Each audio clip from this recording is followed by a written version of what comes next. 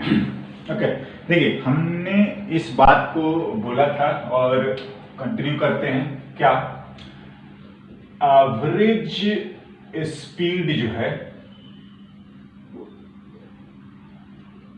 हाँ, greater than और equals to average velocity. दूसरा, इंस्टेंटेनियस स्पीड जो है वो एग्जैक्टली बराबर होता है इंस्टेंटेनियस वेलोसिटी के। क्या है? u ग्रेटर देन और इक्वल्स टू v ऐसे लिखा जाता है, तो ये आपका एवरेज का नोटेशन है। समझ रहे हैं ना? हाँ। और दूसरा, अगर आपको इस तरीके से लिखा है कि ये ds, ये है ना, राइट, इंस्टेंटेनियस ना। थोड़ा सा इसको हम समझा देते हैं कि क्या है। देखिए, अगर मैं सपोज ये A है, ये B है, हाँ, तो देखिए A से B का डिस्टेंस लिखोगे तो ये है। अगर मैं इस चीज को लिखता हूं तो, अगर ये टेढ़ा मेढ़ा पाथ है, और अगर हाँ ये हमारा x है, डिस्प्लेसमेंट है ना, तो देखिए अगर आप डेल्टा एस की बात करोगे, मतलब फाइनल माइनस इनिशियल, इसी को हम लोग डेल्टा भी लिखते हैं, बिल्कुल, और डेल्टा एक्स लिखोगे या एक्स लिखोगे, यही चीज होता है, फाइनल माइनस क्या, इनिशियल। और अगर हम लोग इनिशियल को 0 ले लेते हैं तो एक्स फाइनल को ही फाइनल, मतलब ओरिजिन, है ना। ये तो कोई बड़ी बात नहीं है, ये एक रेफरेंस वाला बात है, ठीक है।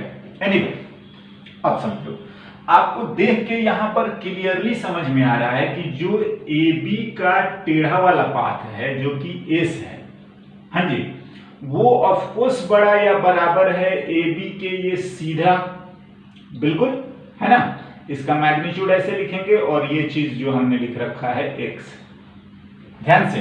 बट देखिए, अगर मैं इस इंटरवल को छोटा करूं, मैं बोल रहा हूं कि केवल आप ना इतने पार्ट को देखना, मैं इसको A1 एंड B1, हाँ जी, तो ध्यान दीजिए, फॉर A1 B1 क्या होगा कि जो टेढ़ा वाला है, हाँ, वो नियरली बराबर है इसके। देख लीजिए, फॉर ए स्मॉल डिस्प्लेसमेंट ये बिल्कुल सही आएगा।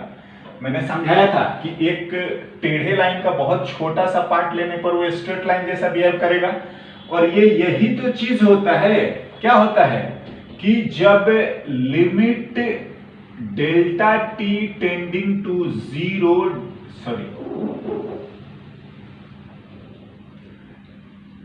हाँ जी, delta X by delta T, मतलब टाइम इंटरवल भी छोटा है, ये वाला भी छोटा, और ये जो होता है वो होता है limit delta T tending to 0 delta s by what, delta T.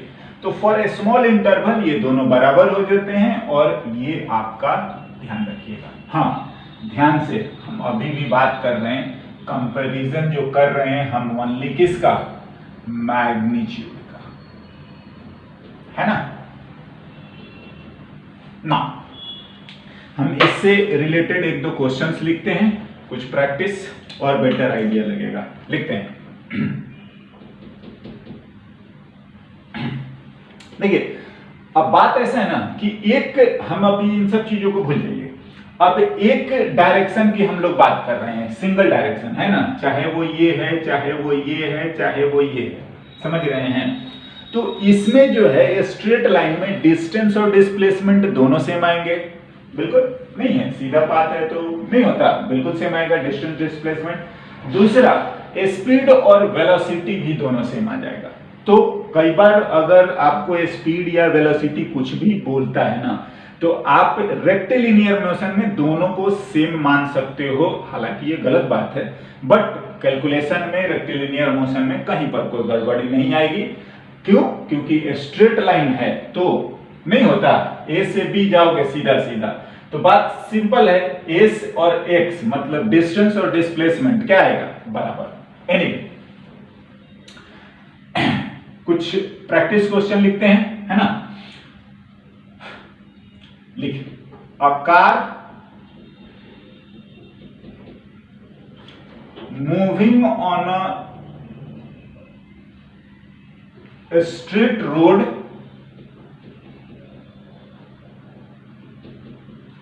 With, देखो कई बार तो वो वेलोसिटी या स्पीड भी बोल देना, स्पीड u1, हाँ, for half time and with velocity या स्पीड जो भी बोल रहे हैं u2 for next half time. हाँ जी, आधे आधे टाइम में, आधे टाइम तक u1 से चला है और आधे टाइम तक u2 से चला है, कहां, स्ट्रेट रोड पर। Then find the average velocity, या स्पीड भी बोल देगा, है ना, कंफ्यूज मत होइएगा, average velocity for total distance या डिस्प्लेसमेंट या जर्नी।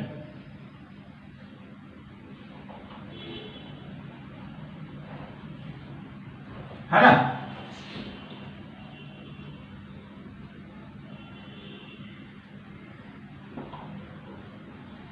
देखिए क्वेश्चन सिंपल है, हम आपको इसको समझा के और एक बार ड्रॉ करते हुए मैं बताता हूं कि क्या बोला गया है और क्या हमें करना चाहिए, राइट।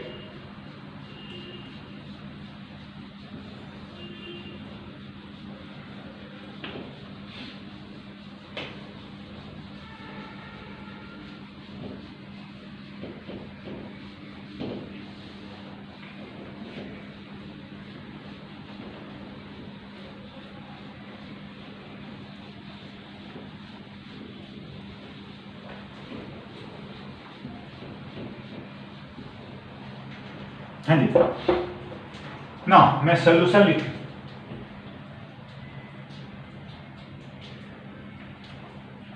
देखिए अगर मानते हैं कि कार एक, चलिए इधर ही मैं लिखता हूं, है ना।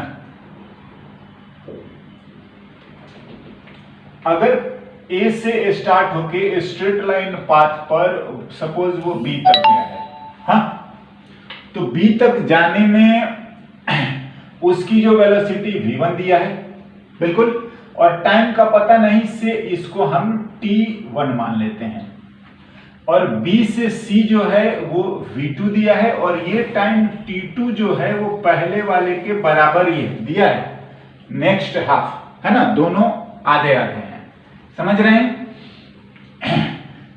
या इसको आप चाहो तो ऐसे t/2 लिख सकते हो, और इसको भी चाहो तो t/2, और टोटल टाइम जो है हमारा कितना, t, राइट ना।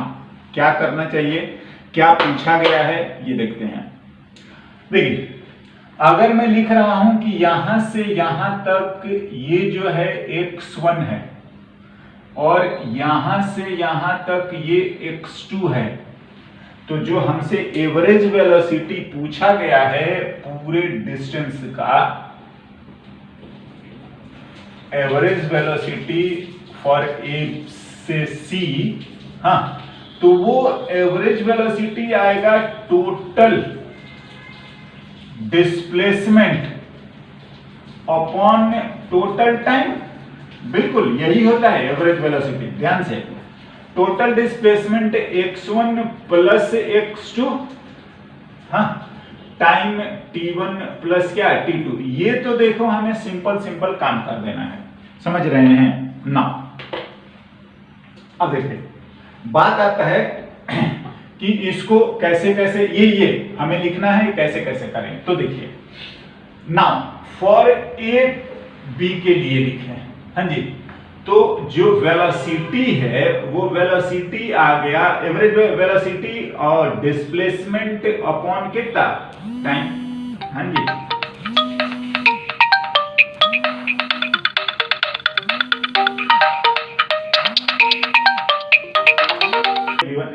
सॉरी v1 की वैल्यू, वेलोसिटी को एवरेज वेलोसिटी को लिखेंगे ना डिस्प्लेसमेंट अपॉन क्या टाइम। हाँ जी बिल्कुल।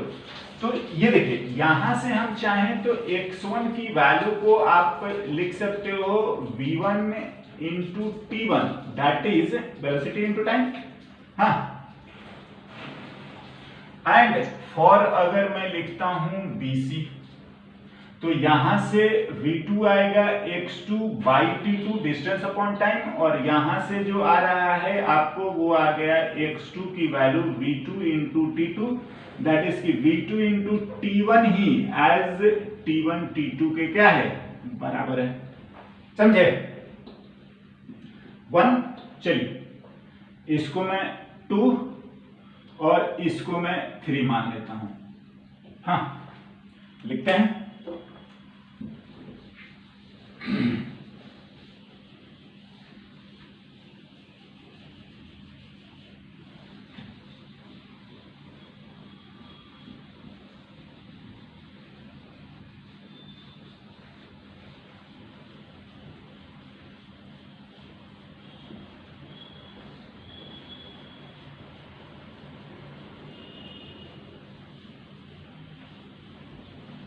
है ना। तो फ्रॉम 1 2 एंड 3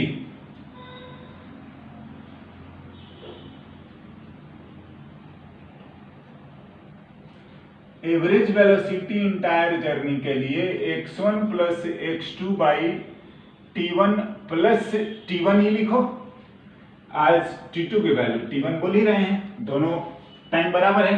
हाँ, ये दोनों को t बाई 2, ये आ गया v1 इंटू t1 और ये आ रहा है v2 इंटू t2 या t1 ही है ना, और अपॉन 2t1 लिख सकते हैं v1 प्लस v2 बाई हाँ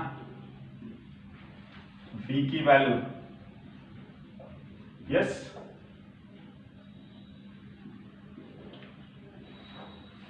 हाँ दिस इज द आंसर ना। इसी तरीके ठीक है ना, दोनों देखिए ए से सी तक गया है, बताया गया है, ध्यान दीजिएगा क्या कहना कि जो वेरिएबल या जो डेटा आपके क्वेश्चन में दिया गया है आंसर उसी डेटा में होना चाहिए। हमें क्वेश्चन में जो सब बताया गया था उसमें केवल और केवल v1 और v2 ही दिया गया था, समझ रहे हैं, बाद बाकी कोई चीज नहीं दिया गया था। हाँ, हम स्टार्ट यहां से करें, बेसिक चीजें है, आप उन्हीं में आंसर लाएंगे जो चीज हमें क्वेश्चन में गिवन है, राइट। सो हमने नहीं होता मैथमेटिकली एलिमिनेट कर दिया ना। एक और लिखते हैं इस तरीके से,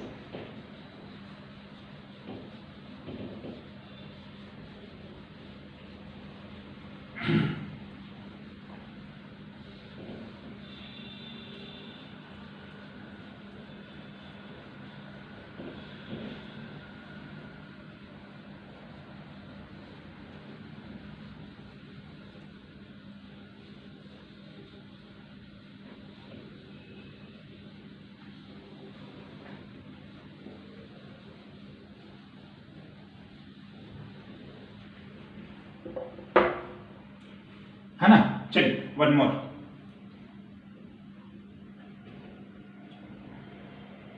लिखते हैं a car moving on a straight road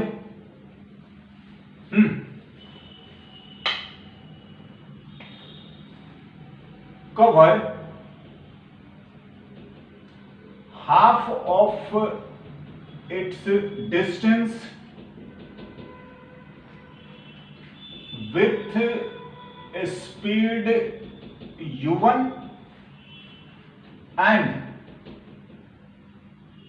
next half distance with a speed u2, yes, हाँ जी। देन फाइंड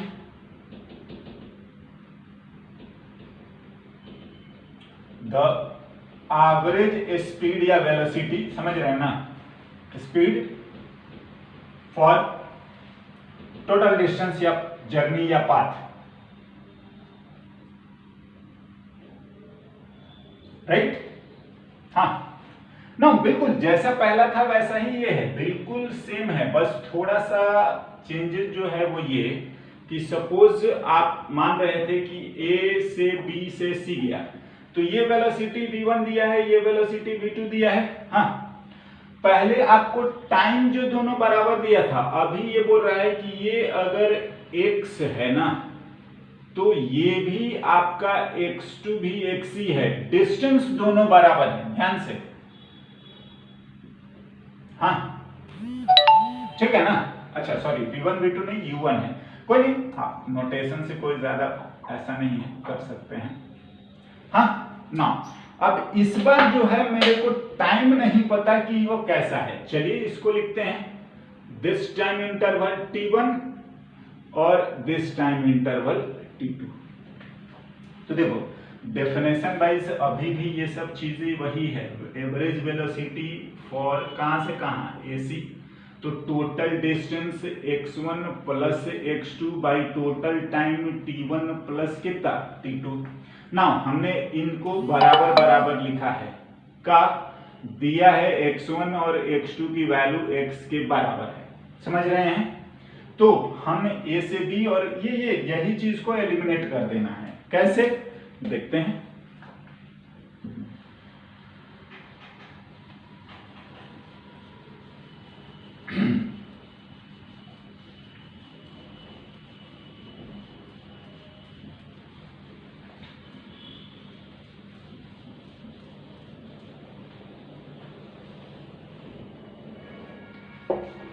ओके नाउ, तो अगेन हम लोग लिखते हैं ए से बी और अगला जो है फॉर ए बी, तो जो u1 दिया हुआ है डिस्टेंस अपॉन टाइम, तो ये आ गया आपका x बाई t1। देखिए बेसिकली क्या है ना कि आप इस यहां से t1 को एलिमिनेट कर दो। हाँ, फॉर BC, देखिए किसको हटाएं क्या करें, थोड़ा सा कैलकुलेशन करोगे आपको भी समझ में आएगा। u2 की वैल्यू टोटल कितना है, x2 बाई t2, यानी कि x by t2, and this implies कि t2 लिखेंगे तो वो x बाई कितना u2। इसको चलिए 2 मानते हैं, इसको हम लोग 3 मान लेते हैं, और ये हमारा 1 है।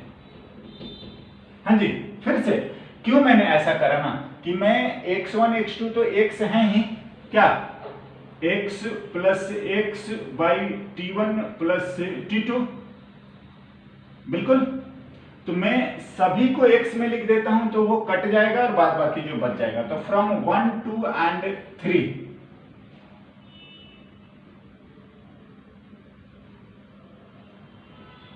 है ना, क्या आएगा, average velocity x plus x by t1 की वैल्यू है x by u1 plus x by u2, 2x, हाँ x कॉमन लेते हैं, हाँ जी, u1 u2 प्लस u1 आएगा, x से x cancel, and average velocity इस बार आ रहा है 2u1 u2 by u1 plus u2। देखिए हम बात जो करे हैं वो यही करे हैं, total distance upon total time, है ना, और बिल्कुल आप उस चीज को एलिमिनेट करिए और हो जाएगा, है ना। Now next